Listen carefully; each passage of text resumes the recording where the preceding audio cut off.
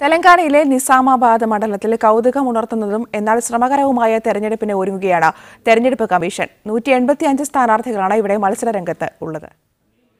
നിസാമാബാദ് മണ്ഡലത്തിൽ മത്സരിക്കുന്ന 185 സ്ഥാനാർത്ഥികളിൽ ചിലരാണിവർ. ജനാധിപത്യക്രമത്തിൽ പുതിയ തരം പ്രതിഷേധത്തിന് മാതൃക സൃഷ്ടിക്കുകയാണ് ഇവിടത്തെ കർഷകർ.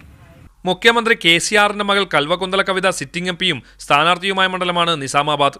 നൂറുകണക്കിന് കർഷകരാണ് അവരുടെ പ്രതിഷേധത്തിന്റെ ഭാഗമായി നാമനിർദ്ദേശ പത്രിക സമർപ്പിച്ചത്. പിൻവലിച്ചതും തള്ളിയതും കഴിഞ്ഞാൽ 179 കർഷകർ ഉൾപ്പെടെ 185 പേർ മത്സരത്തിനുണ്ട്. മഞ്ഞളിന് താങ്ങുവില കൂട്ടുക, നിസാമാബാദ് ആസ്ഥാനമായി മഞ്ഞൾ ബോർഡ് രൂപീകരിക്കുക തുടങ്ങിയ ആവശ്യങ്ങൾ നടപ്പിലായില്ലെന്നും കർഷകർ നേരിടുന്ന ദുരിതം ദേശീയ ശ്രദ്ധയിലെത്തിക്കുക എന്ന ലക്ഷ്യത്തോടെയാണ് വ്യാപകമായി പത്രികകൾ സമർപ്പിച്ചതെന്നും ഇവർ പറയുന്നു.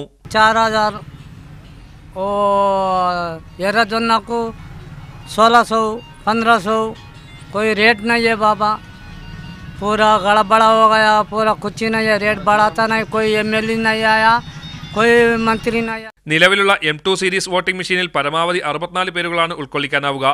ബാലറ്റ് പേപ്പർ ഉപയോഗിക്കേണ്ടി വരുമെന്ന് പ്രതീക്ഷിച്ചിരിക്കെ കേന്ദ്ര തെരഞ്ഞെടുപ്പ് കമ്മീഷൻ ആശ്വാസവുമായി എത്തി. പുതിയ M3 സീരീസിലുള്ള 384 പേരുകൾ ഉൾക്കൊള്ളിക്കാനാവുന്ന EVMകൾക്കാണ് ഇവിടെ ഉപയോഗിക്കുക.